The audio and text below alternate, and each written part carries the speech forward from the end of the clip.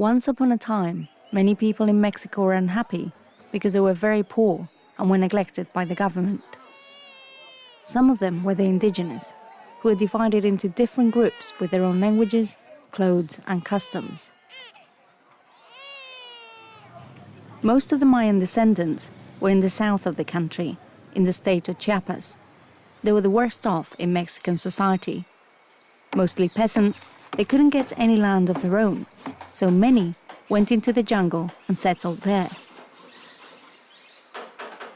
Suddenly they found oil in Mexico, and everyone was in high spirits, especially the president. Many indigenous men went to work with the oil.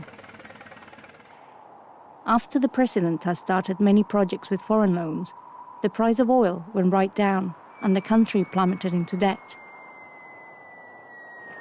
The indigenous were the worst off. They would get together and complain to the government, but they ended up in prison or worse. From 1981, groups of men and women had secretly started to prepare themselves as a rebel army all over the country.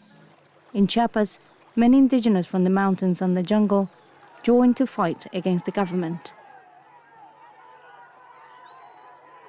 The indigenous women who joined also wanted to fight for their own rights and came out with their own laws to be upheld by the rest of the rebels. They had been the most abused, even by their own families. Things were starting to heat up, but the president said there were no problems at all in his country because he had to sign an important deal with the US and Canada to let them sell their stuff in Mexico freely and for the Mexicans to sell over there. In 1994, everything exploded.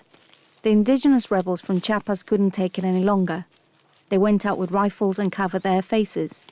They took over several towns in the region. They call themselves the Zapatista Army for National Liberation, EZLN, or EZ for short. As soon as they rose, they had great support from the rest of Mexican society, and many other indigenous were inspired to form their own civilian groups to defend their rights.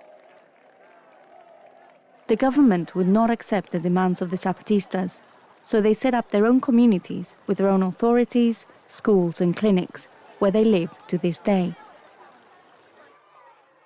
The women rebels continued to fight for their rights within the organization and inspired many other indigenous women outside to follow suit.